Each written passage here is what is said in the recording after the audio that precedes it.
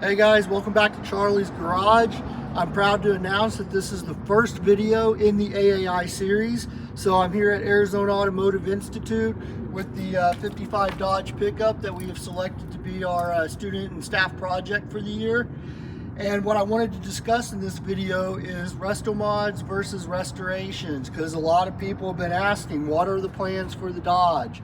Are we going to restore it back into original condition, or are we going to do a Restomod on it?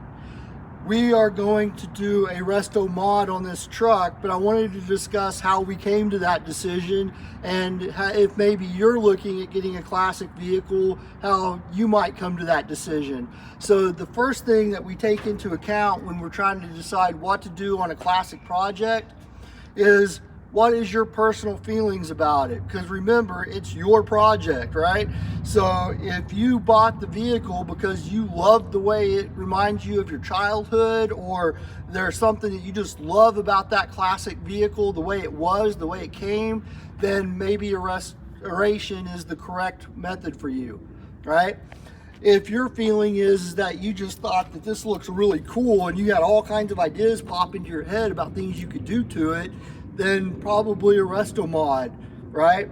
Me personally, I do not think there's anything wrong with either one of them. It is totally a personal opinion based on who owns the vehicle. So personal preference, number one priority when making the decision.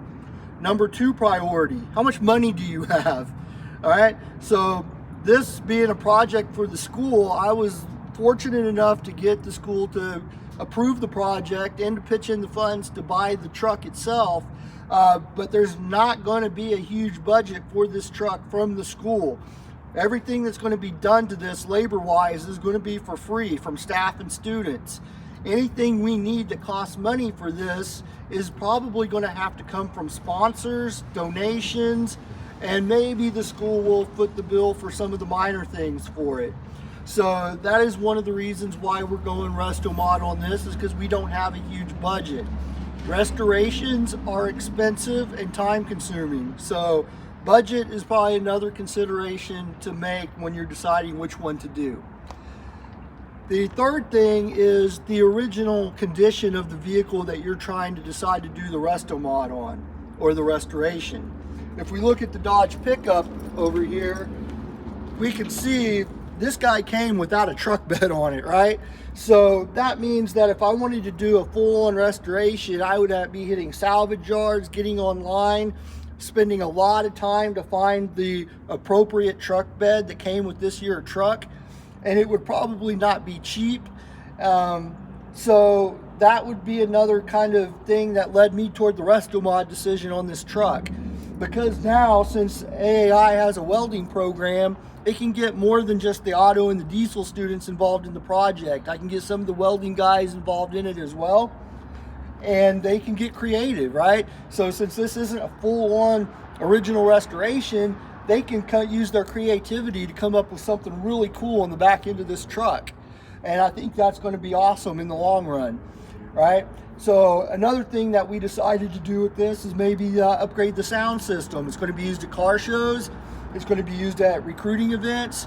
Having a nice sound system in it, get some tunes playing at those events from the truck is just an added bonus. So that would be the third thing, right? The original condition of the vehicle.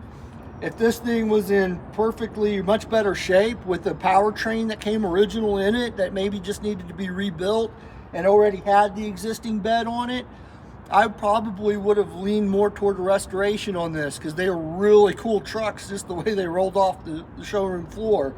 But this project is going to be really awesome because it's going to get to show off the creativity and the abilities of our students. It's going to help us recruit more students, and it's going to be something that everybody that worked on this project, after they graduate and they see it on Facebook or they see it at the local car show, they're going to be able to tell their kids and their families, hey, I worked on that. And it's going to be really cool. It's going to be a legacy, right? And this is a kind of a thing I want to continue through the years here at AAI and give every class that rolls through here a chance to be part of that legacy. So is everybody going to agree with my reasons? Probably not, right? Some of you are going to be man, it's a sin to take an old classic like this and do strange stuff to it and make it not original anymore. And then other one people are going to be like, man, you should never go back original. Why would you want old brakes and steering and suspension on modern highways and call, you know? So yeah, everybody's got their own opinion. That's what makes this kind of stuff cool. It makes it fun to talk about. So please leave a comment. Let me know what you think. What would you do different than what I described?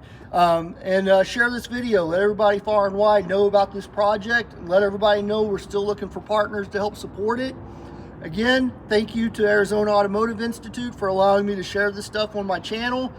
Please go to their pages, like and subscribe, Facebook, Instagram, and LinkedIn. Thank you very much. Have a great day.